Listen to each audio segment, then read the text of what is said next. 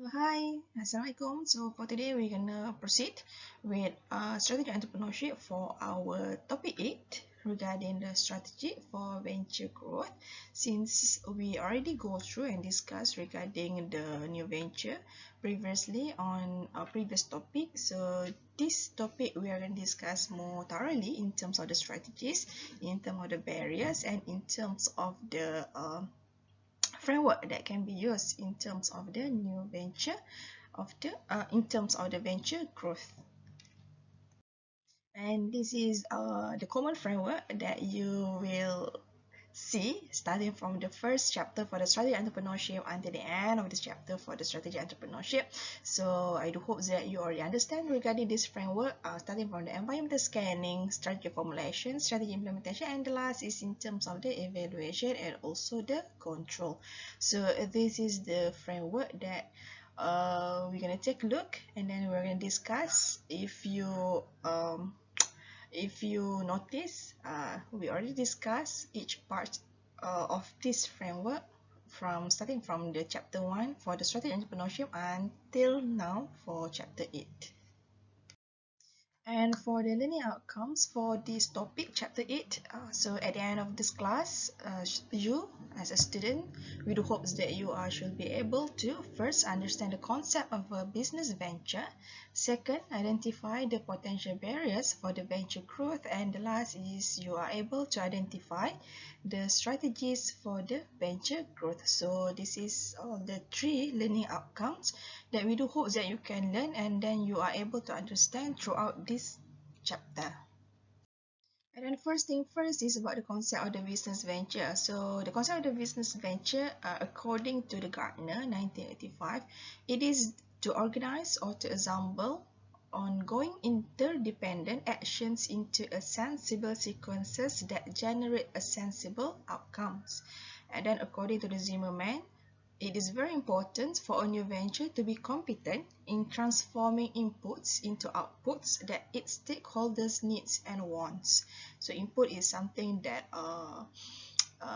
kalau kita tengok dalam segi pembuatan barangan ke apa ke, inputs adalah sesuatu benda yang raw in terms of the ideas, in terms of the productions, and the output is the finish, the final products that you are going to deliver so that it can fulfill, for these cases, for the Zimmerman, it can fulfill the stakeholder needs and also the wants. And then according to the Sandberg and Hoffer, it is the characteristic of the entrepreneur, the structures of the industry enter, and the strategies of the venture involved will play an important role in a venture performance. So that's why for this topic, we're going to take a look in terms of the framework of the business venture. So terdiri daripada beberapa bahagian, entrepreneurs itself, in terms of the structures and so on.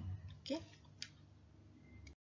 And then for the first concept of the business venture is in terms of the criteria for a business venture. So all of these criteria are extracted from Gartner 1985. So Gartner defined the criteria of a business venture consists of, first, the founder must acquire the expertise in product, process, market, and also a technology. So you must have the knowledge in your punya expertise. And then the second is results are expected beyond the year in which the investment is made. So the result is in terms of the returns that you should earn. If in a business, we call it as a ROI lah, return on investment. So you are expecting it will be, you will enjoy the result from the investment that you made by this year, expected by next year. And then the third, it is considered a new market entrant by its competitors. And the last, it is regarded as a new source of a supply by its potential customers. So this is all the criteria for a business venture according by the Gartner 1985. And this is the framework as I mentioned earlier. Okay, if you still remember the definitions of the business venture earlier, in the third definitions, so this is the framework for describing the creations of a new venture. So we're going to divide into four. The first is individual, second is organizations, third is environment, and last is a new venture process.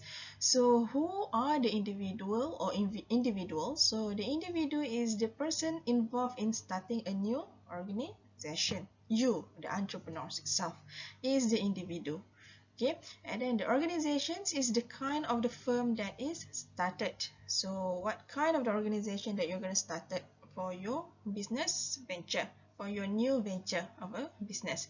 And then the third is environment, the situation surrounding and influencing the new organization. And the last is in terms of the new venture process, the actions undertaken by the individuals to start the venture. So all of these four dimensions are part of the framework to describe the creation of a new venture. So let's take a look one by one in terms of the each dimensions more thoroughly for this chapter.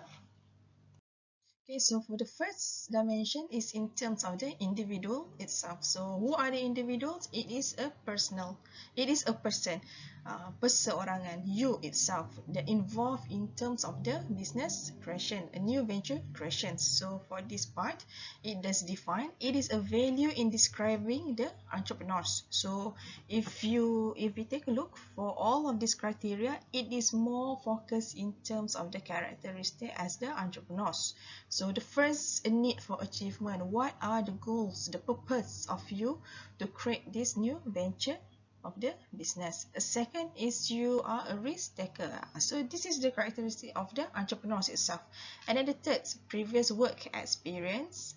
And then next is in terms of the education, remember, so you must have the knowledge. So this is the criteria as defined previously. You must have the knowledge, the expertise, and then you must have a knowledge in terms of the technology. So that's why you must have the education itself, the knowledge that you must have. And then next is in terms of the job satisfactions. So all of these entrepreneurial characteristics are very important in terms of the venture success. Okay, so this is the criteria itself. And then the second dimension is in terms of the organization. So the organization itself, the dimension of the organization are touching in terms of the types of the firm. So what types of the firm that you are gonna establish, that you are gonna create it. Either it is, for example, here is in terms of the retailing business, or manufacturing business, servicing, and also the wholesale. So servicing is different types of the business that you need to fulfill in terms of ensuring the quality that you are servicing the consumer are sustained. Manufacturing in terms of the producing certain product. Retailing also is something, another type of the firm that you need to decide what kind of the types of the firm that you would like to created for the new venture. And then for the third dimension is in terms of the environment itself. So environment, you need to see in terms of the outside side of the conditions to which the organization must adapt. And then you must see the environment as a reality the organization create via the selectivity of their own perception. So environment, the things that happen around you. So you must take into consideration into a few factors that might change, and then you must adapt and adopt it into your own framework of the creations of your new venture business. And then the fourth is the new venture process. So the new venture process, first the entrepreneur must locate a business opportunity.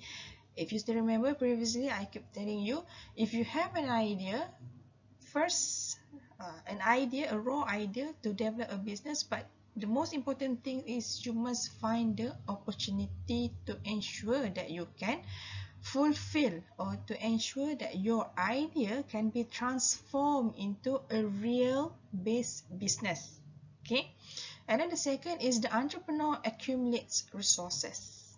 Types of the resources, what kind of resources that you are need in terms of your creations of a new venture.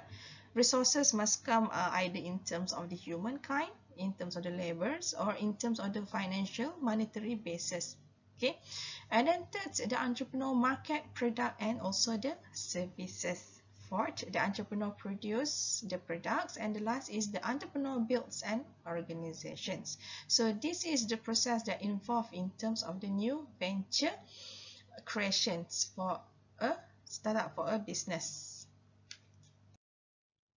Okay, even though you have, and then as we already notify and then we already identify the framework in terms of the new venture creation. So next is, even though you already know the framework, but you also need to consider and then you also need to notify that there are certain potential barriers for the venture growth. So for the first barriers is in terms of the institutional barriers. So the institutional barriers are including the legislative framework. So if you still remember daripada yang framework untuk strategi entrepreneurship yang di depan tu tadi tu, we do touch in terms of the PESL. So the PESL, another criteria under the PESL is in terms of the legal punya issues, PESL analysis. Okay, so the legislative issue also might happen in terms of the discrimination laws, for example, antitrust laws, and then maybe in terms of the employment laws, consumer protection law, and maybe in terms of the copyright and also the patent laws. And then if you are involving in terms of the F&B, so another issues also that you need to consider is in terms of the health and also the safety laws in terms of you punya new venture businesses. And then next is in terms of the degree of the corruption and bribery of a firm encounters. Dari segi rasuah, corruptions, benda yang the things that are not following the ethical punya procedures that happen inside the institution. And then the next barriers is in terms of the external market positions of a firm. So the sector in which the firm operates. So you need to consider you are not the only sectors, you are not the only firms that involved in this kind of the industry. And then the degree of the competition, whether a firm is facing a strategic behavior by the competitors, and also the last is extent of network alliances to support the growth of your venture creation.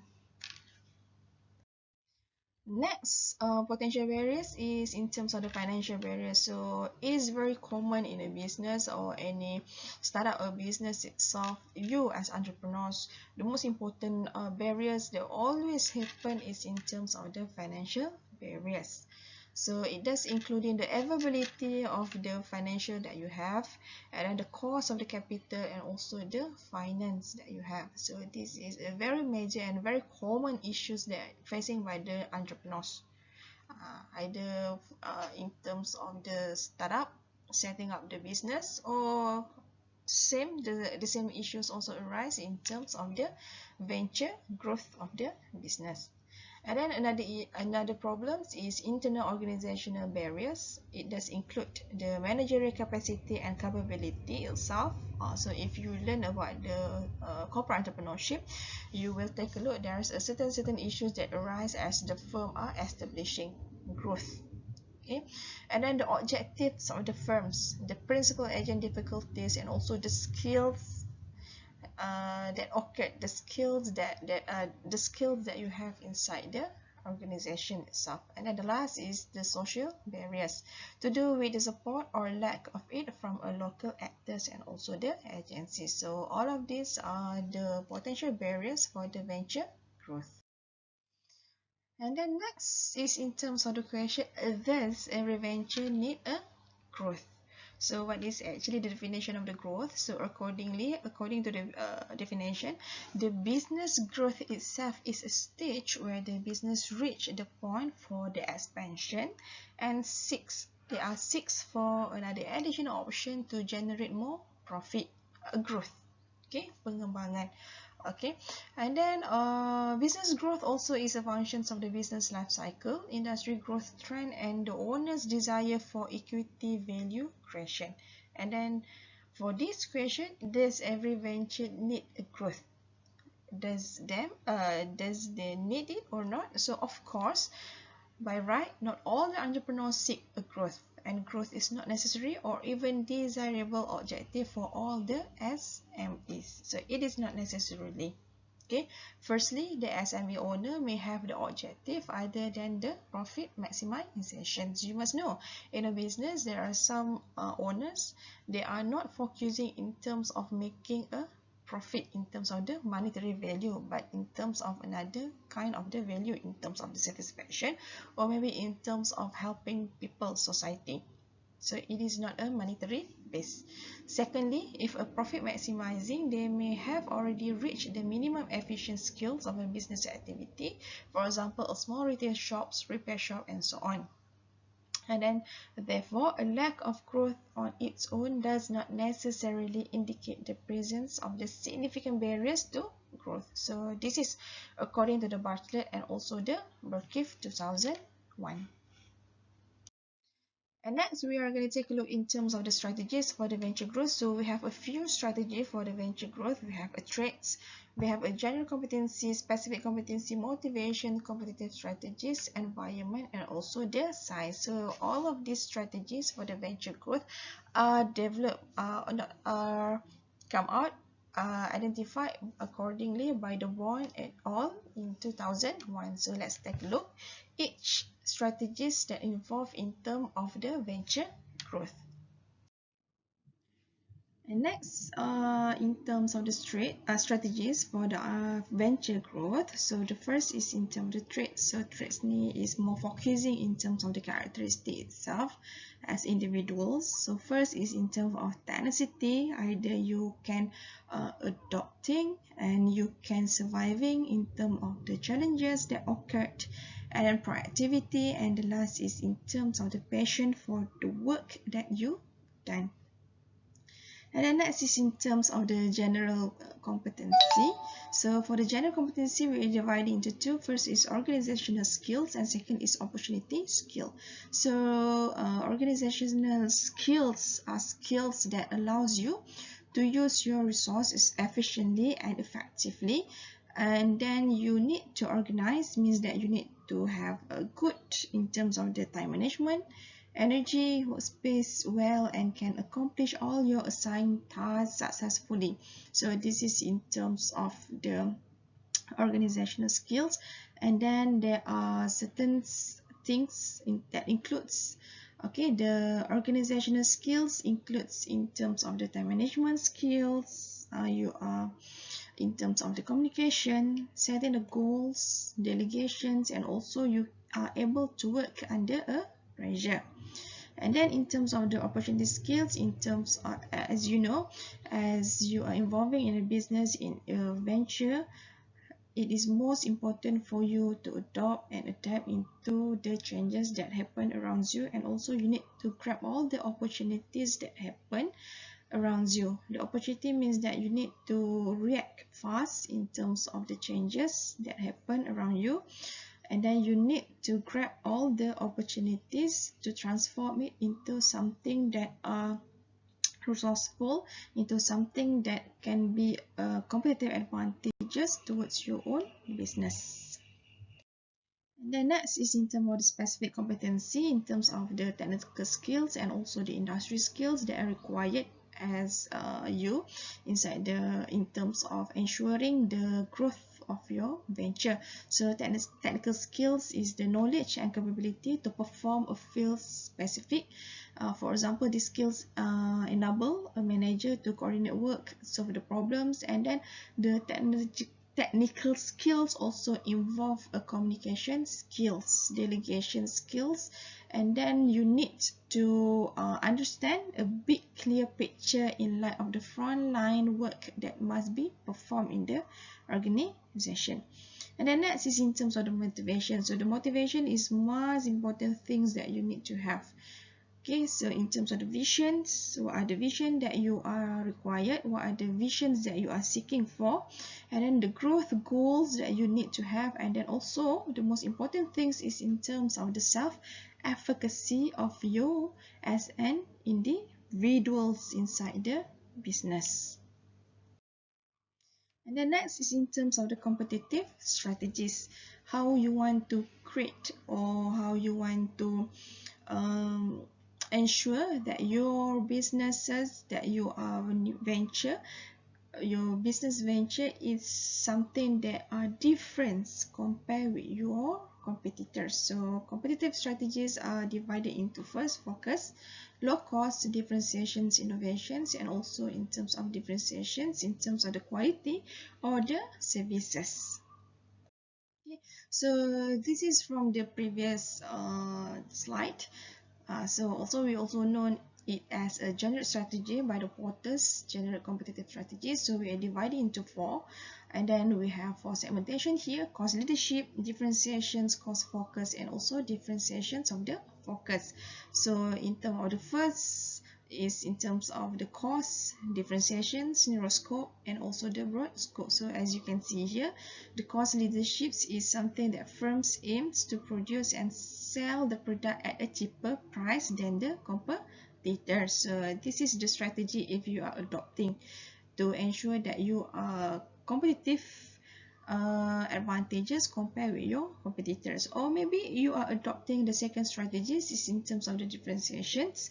It is all about the making your product stand out from the competitions. So differentiations is in terms of your usefulness of the product or the services offered. For example, or maybe you are focusing intermittent strategies, cost focus, a strategy to provide a low cost product. However, the target market is much more narrower compared with the cost leadership. Or the last is in terms of the differentiation focus. It is about catering to a niche market. However, the approach is towards selling a unique or a different product. So yes, it a bit difference compared with differentiations, because for the differentiation focus you make something new, something that different compared with your competitors, but you only focus in a niche area market segmentation only for your strategy. And next strategies for the venture growth is environmental, that are divided into three: dynamism, magnificence, and also concentration. So the dynamism environmental is generally refers to the rate of the change in environmental factors over time, including the technology useness, including the market trends, competitors around you, and also suppliers, those that can supply the raw materials to you, and then also in terms of the customers itself. And then the higher the rate of the changes in the environmental, the more dynamic the environmental becomes. So dari segi perubahan dia lah. And then next is in terms of the environmental magnificence. So environmental magnificence refers to the availability of the resources in the environment, and it has a link, okay, towards the firm performance. And then the environmental magnificence increase the firm performance in terms of the survival of your firms, the growth of your firm, and also the profitability of your firms. So this is in terms of the magnificence. And then the last is in terms of the concentration. So concentrations environmental is a strategy that the firm directly use the resources and to ensure the profitable of the growth of a single product, and then it is different compared with the competitors. And then the next strategies is in terms of the size. So the size we are dividing into the number of the employees that you have. For maybe previously you have only 5 number of employees, and then as time passes, to ensure the growth of your venture, you need to expand the number of the employees. And then in terms of the total sales that you earned, and also the total revenue. So the total revenue is based on the number of the total revenue is based on the sales that you are gaining, revenue, pendapatan yang you dapat. Okay. And then the last is in terms of the legitimacy strategies. Okay. And then you might use these legitimacy strategies in order to achieve the venture growth. And then what is actually the legitimacy? So it is generalized perceptions or assumption that the actions of an entity are desirable, proper, or appropriate within some socially constructed system of norms, value, belief, and also the definition. And then it also a relationship between the practices and utterances of the organization and those that are contained within, approved of, and enforced by the social system in which the organization exists. So let's see in terms of the example for the legitimacy strategies. So for the legitimations or legitimacy strategies, for example, here we have 4 strategies: conformance, selections, manipulations, and also the creation. So this is the strategy that you use under the legitimation strategies. And then here also the definition. What is actually the conformance? The conformance involve following the rules. A new venture that confirms does not question, change, or violate the social structures. So for example, here you are addressing a regulation. A new venture conforms to the government regulation to which it is subject, such as when it is registered with the SEC, as is required to publicly sell the stock. Okay, so it means that you are confirming certain rules, situations based on something that already been set. Okay, and then another strategy is selections, manipulation, and also the creation. So the creations involve the creation of the social context, rules, norms, value, belief, model, and others. So for example, you are creating a new operating practices, models, and ideas, such as Amazon. They are introducing retailing books online to the mass markets. You are creating something that are rare, something that are new in terms of your competitive advantages. Right? Okay. So that's all for this chapter. So this is the references that we use for this chapter. If you have any questions, or if you like to read further in terms of for this chapter, you can go through these references. Okay, that's all. Thank you.